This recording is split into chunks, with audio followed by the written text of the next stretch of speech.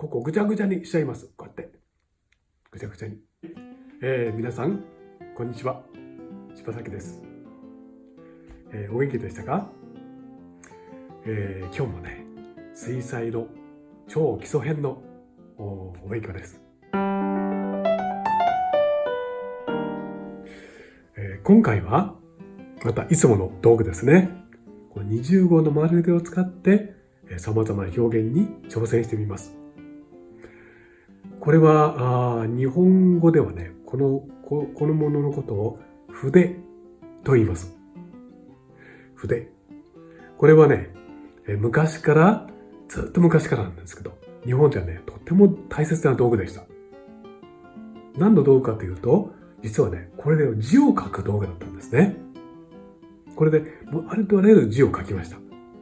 今も、これを字を書く道具として、役立てている。それが日本の文化でもあります。あなたの国はどうでしょうね。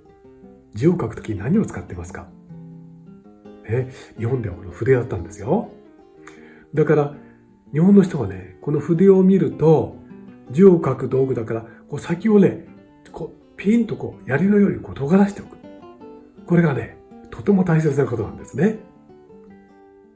でも今日はこれは字を書く道具ではなくて、絵を描くための道具というふうに、考えを変えます。だから今日はね、ピンととんがってなくていいんですね。ここぐちゃぐちゃにしちゃいます。こうやってぐちゃぐちゃに。そのような表現です。それではやってみたいと思います。まずは筆がこうやってピンと槍のように尖ってますよね。これを今日はこの筆をこうやってぐちゃぐちゃぐちゃとこんな風にしてしまいます。こうですね。それでこの形で、じゃあこっち見せますね。こんな形で今からね、絵を描くようにします。面白いでしょ？こんな形ですよ。では絵の具ときますね。これです。今日そうだな。じゃあこんな形でまず何を描くか。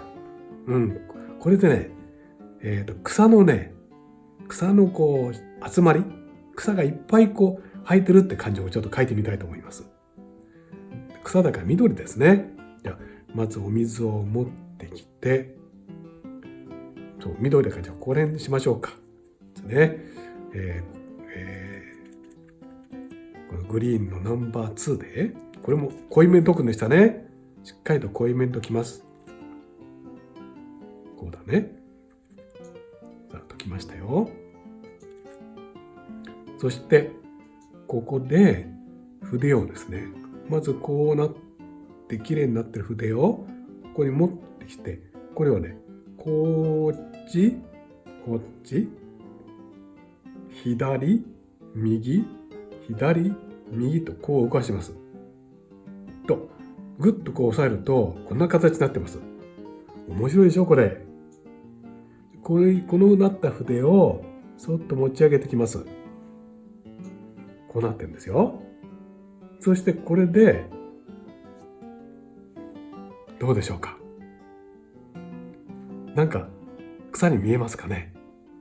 ね。もう一回やりましょう。ぐっぐっぐっとこうやってきて、このまま持ってきて、こうですね。これを、長く短く、もちろんあなたの好きな形なんですけども、こうやってみる。こんな表現です。これ、細筆でね、細い筆でシュッシュッと何回でも弾けるんですけども、それでもこの太い筆だから草の集合がいっぺんに描けますよね。こうやってぐっと押し付けて、こうですね。じゃあもう一回描きましょうね。こうやって解いてきたら、じゃあこっちがやりましょうか。解いてきたら筆をこう持って左右左右、こんな形にして、このままそっと持ち上げてきて、こうですよ。そっと押し付ければこんな感じです。ぐっと押し付ければこうです。ね、筆圧によってもちょっと違います。こうですね。こうです。これで草の集合に見えますかね。ここでこうなってから、一回これをこの上からね、またそうだ、じゃあちょっとこれ乾かしましょうね。これを乾かして、さっきよりもう少し暗いちょっとグリーンをね、これビリジャンかなんかいいかな、こうやってやってきて、またこう筆を割って、この上からこう重ねると、ほら草がまたね、ちょっと別にこうね、重なってるように見えるでしょ。こんなふうにね。この上こっちやりましょうか。こうやってこうやってほら草にこう何か奥行きとかこう厚みが見えますよね。同じ風に筆を割ったんですけども、色をちょっと変えたり明度を変えたりしてやると、こうやってほらね、新しいでしょ。これ筆を割って描いたりですね。で今長くこう筆を割って長くシュッとこう描いたんですけども、今度はねもうちょっと短くやってみましょう。じゃあちょっと筆洗いますね。筆を洗ってもう一回差し替えます。グリーンを解いてきたらこうでしたね。じゃあもう一回こうやって左右左右こうやったらこのままスッと持ち上げてきて、今度はここね、こんな長くじゃなくて短く。でこっちから短くですよ。短くです。そうしたら遠くの方の草に見えるかな。どうでしょうかね。これを今度はこれを下からこう描いたんだけど、今度は上から描いてみましょうか。これも面白いでしょ。ほらね、遠くの方のあるいは短い草の集合に見えます。だからこうやって描くとね、本当にこの草むらは上手に描けるんですね。もっとこれをこうやってもっと短く描いてもいいです。そしたらもう芝生みたいに見える。芝生ですね。ほら長さによっては全然違いますね。こうやって筆を割ってもこう長くこうやるやつ。そして今度はもう少し短くやるやつ。今度は上から下にこう引いてみるやつですね。もっと芝生みたいにもっと短く描くやつ。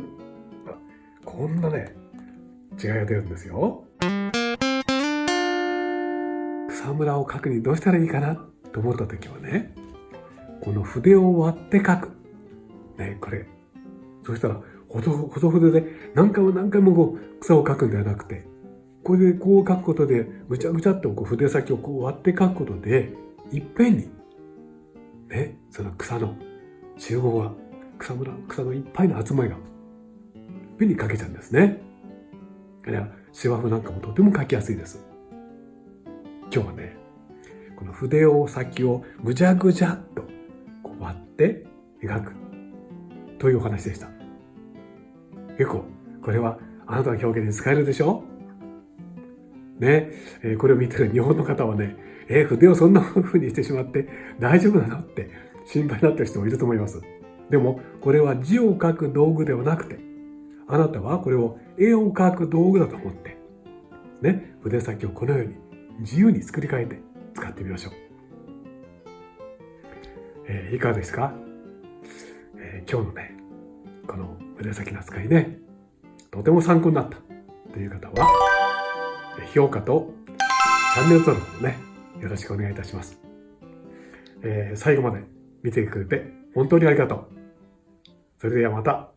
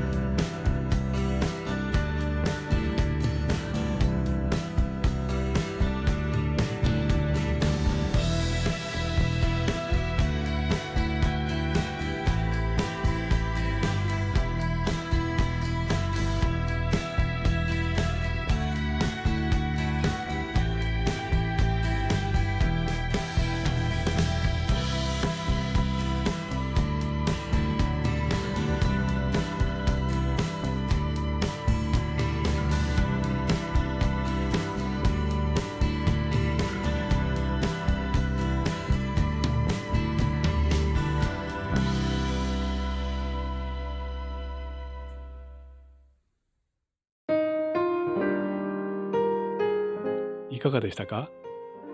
チャンネル登録もよろしくお願いします。